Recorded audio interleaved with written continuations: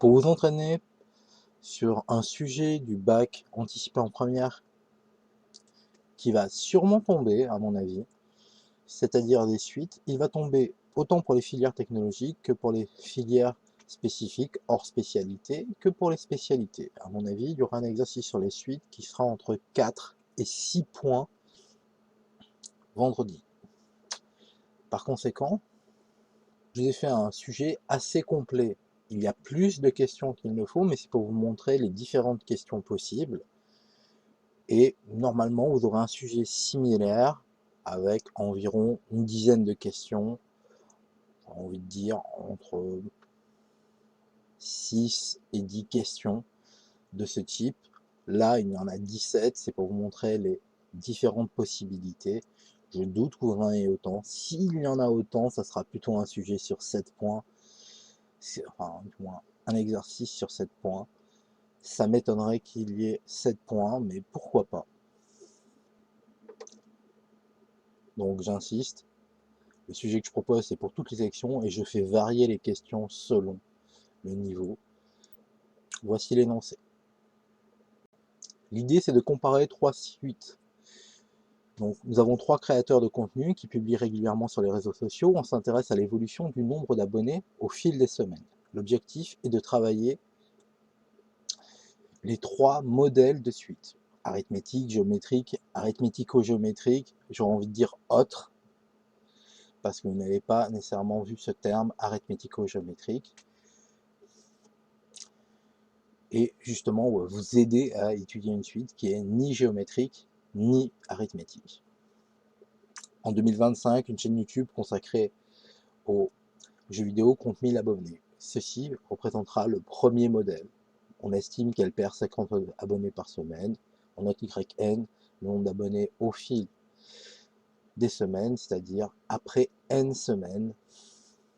On demande de calculer Y5, d'interpréter le résultat, d'exprimer YN en fonction de N, déterminer au bout de combien de semaines la chaîne comptera 700 abonnés, et puis en dessous, on nous demande de remplir un tableur avec une formule.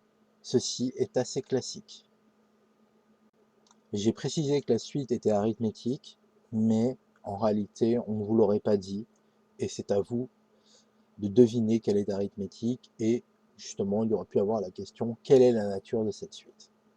La partie B, pareil, je dis que c'est une suite géométrique. Normalement, ça n'aurait pas dû être donné, et on aurait dû vous demander quelle est la nature de cette suite.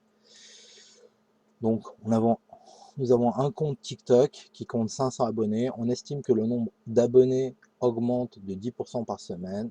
On note TN, le nombre d'abonnés, après N semaines. On demande de calculer T1, puis T2, de justifier que la suite est géométrique, de préciser sa raison.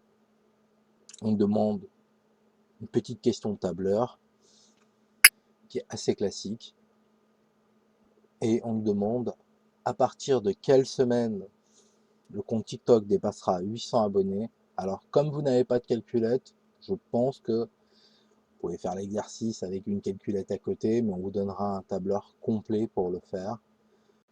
La partie C est l'étude d'un modèle dit arithmético-géométrique, mais il faut bien comprendre que on dira plutôt un autre modèle. En 2025, un compte Instagram compte 300 abonnés actifs. Chaque semaine, 90% des abonnés restent actifs et 50 abonnés suivent le compte. Donc 50 nouveaux abonnés suivent le compte. On note IN, le nombre d'abonnés après N semaines, donc le nombre d'abonnés actifs.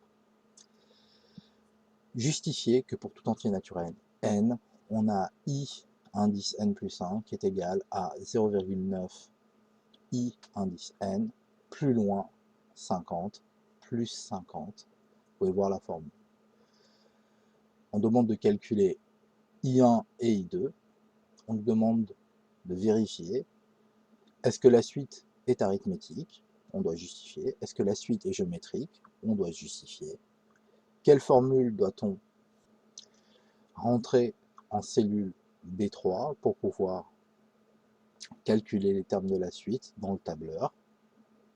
Et donc cette partie serait commune à tous les candidats. sans exception aussi. Dernière partie, on va faire intervenir une suite auxiliaire, c'est-à-dire une suite qui va nous permettre d'étudier IN, car IN est une suite, je peux un peu spoiler, elle est ni arithmétique ni géométrique, donc ça répond à deux questions qu'on avait avant, il faut savoir le démontrer quand même. Et justement, ici, je fais une distinction.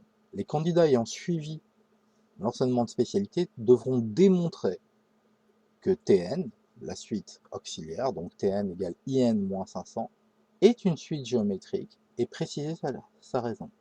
Ça, c'est une démonstration à faire. Je ne pense pas que ceux qui sont spécifiques ou en technologie auront cette question.